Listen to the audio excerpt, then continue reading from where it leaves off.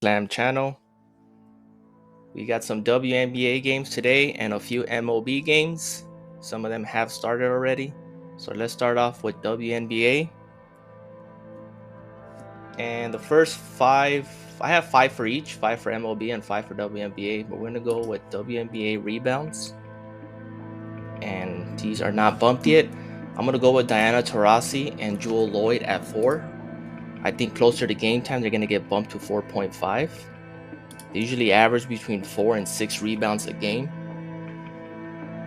So I have her going over, and I have Jewel Lloyd going over. She's usually a scorer, but I think she'll have 4 rebounds.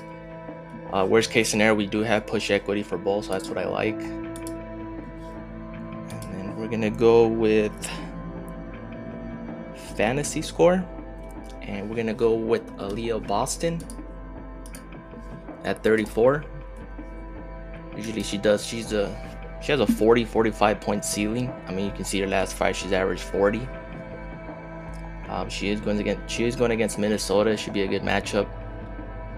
So they're gonna need Aaliyah Boston to step up. Usually she does, so I have her going over. Next one I'm gonna go is a surging player who's getting a lot of minutes and becoming a key role player for Seattle, and it's Sammy Whitcomb. I have her going over. Continue the trend. She's been hitting for the past 5. Good matchup against Atlanta. They're gonna need her. I think it's a little bit too low, so I have her going over.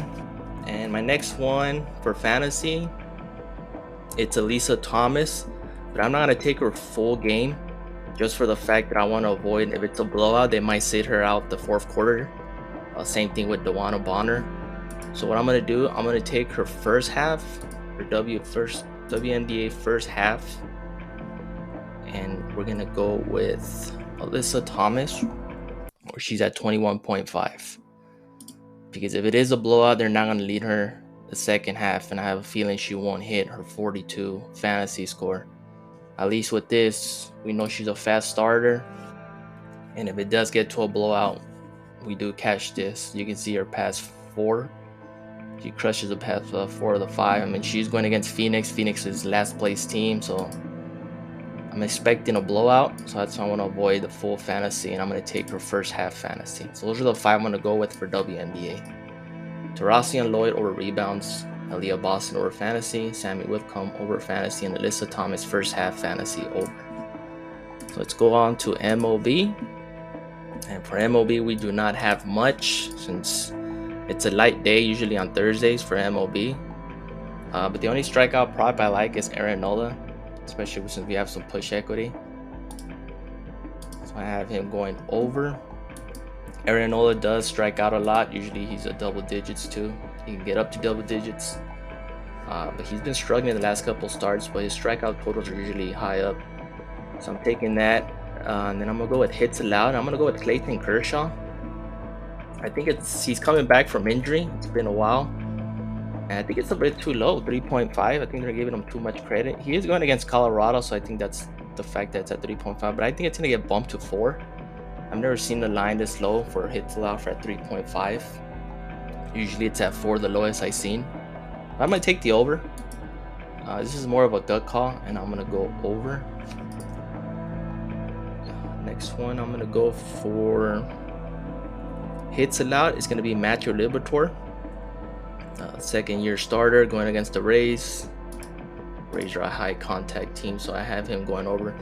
Even though he's been pitching great of late, he might have a quality start. Not sure against the Rays, but I'm pretty sure he's gonna allow more than 6 hits, especially against the Rays lineup. So I have him going over. And then next one, the pitcher fantasy score. It's the only one left on the board. It's Zach Liddell. He's been pitching great for the Rays. I think they're converting him to a full-time starter with so many injuries, with Shane McClanahan probably out for the season, Drew Rasmussen out for Tommy John. I mean, they lost a couple starters, so I have him going over. He's been trending up, and he's been pitching deeper into the game. So I think he'll have a pretty decent start. Not sure if he'll have a quality start, but I think he'll be decent, especially against the Cardinals.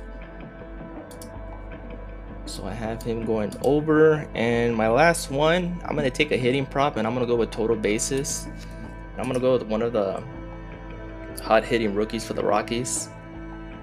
He is going against lefty Clayton Kershaw, so hopefully it's alrighty. It's a favorable matchup. He's been hot lately. So I have him going over. All we need is a base hit. I think he'll get it. Batting almost 290. So those are the 5 I'm going to go with MLB. Aaron Nola over strikeouts. Clayton Kershaw over hits allowed. Matthew Liberatore over hits allowed. Zach Littell over pitcher fantasy score. Nolan Jones over 1 base. Those are the 5 I'm going with MLB. And for sleeper, unfortunately, we did not hit yesterday. Shohei Ohtani did not hit the discount, which kind of messed up our slip. So hopefully we bounce back, and we're going to go with, for sleeper, I'm going to go with Aaron Nola, but I'm going to go with his hits allowed. It's at 5.5. You can usually take it here on Prize Picks, but I like to pair with Ty Black.